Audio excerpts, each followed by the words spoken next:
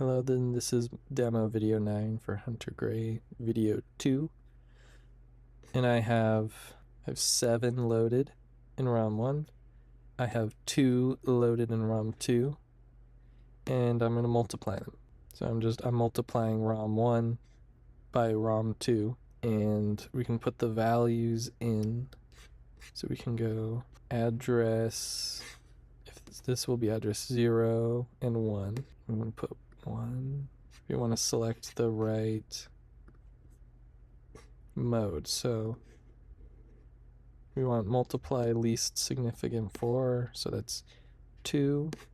And then the output address. Let's do it in RAM 7.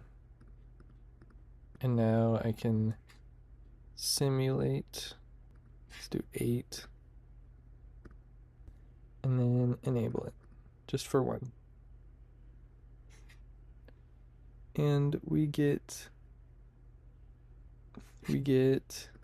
E, which if I get a probe, which is 1110. If I go ahead and I change that to unsigned decimal, that's 14, which that's what 7 times 2 is. So there's a simple operation done. And the different operation that I'm going to do is I'm going to add 1 to it.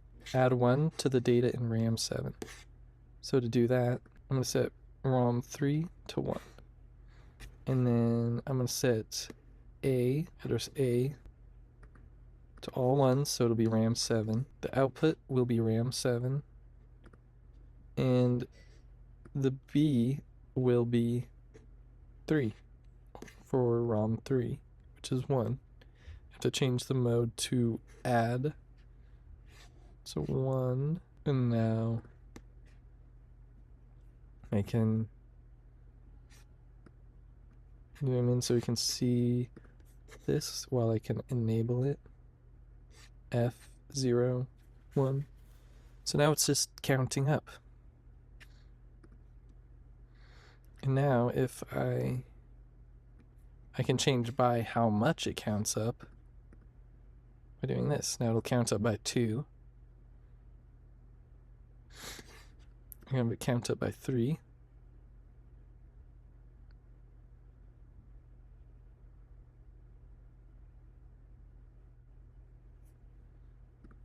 I can have it count up by 11. I can have it count up by 15, which is kind of very much like subtraction.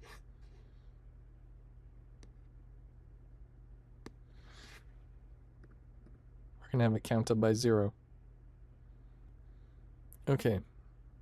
My control circuit is 2 flip-flops, and they count up and change between idle, load B, load A, and store. And then I have each separate output, and so I have the right one, which is an AND of Q1 and Q0. So when both flip-flops equal 1, 1, it'll store, which to store something, you have to enable the right pin. And when write is enabled, so is accumulator out. Note they have the same exact wiring. The accumulator has to be enabled to actually output it on the bus. And then we can see demux A or B. This gets turned on when, if I lower the simulation speed, this gets enabled on B because we load B, and when we want to load into the B accumulator or register, we have to turn this switch on. Now this switch defaults to going to B, but there's a NOT gate here. So when that line is on, it'll enable this register to get it to save whatever value it sees, while this is defaulting to B. And when it's off, this line is active, which sends it right into the ALU. We have accumulator enable for this, which is just whenever the whenever it's 1, 0, when it's load A and operate.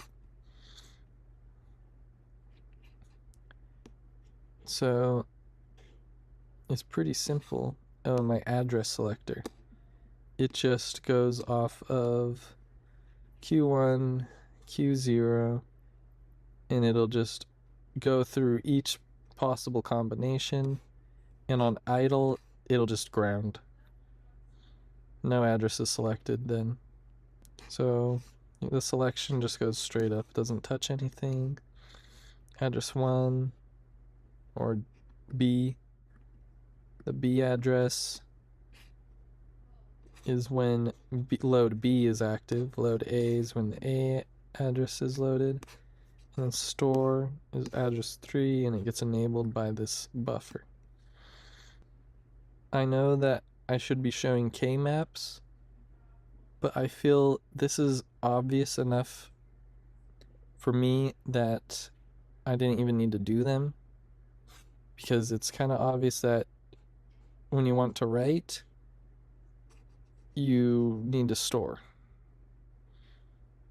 You can kind of just walk through it and say, okay, load B, well, the demux must be selected to load B.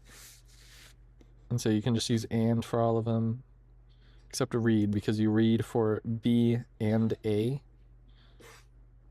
So as long as one of them are selected, or one of the not, the only complicated one is the read one, which is the only complicated one is this read one, which is this formula right here, Q1 prime plus Q0 prime. And all that does is, you could say it's like an XOR also. You could change it to an XOR. The logic for this whole thing, it was pretty easy to do also. What I used for this is I wrote out what needed to happen, and then I used Logisim to simplify it down into this and this. So I don't have a K-map to show, but I did use Logisim to simplify it down, and it worked pretty well. I think that's all for my video. I think I did pretty good on this.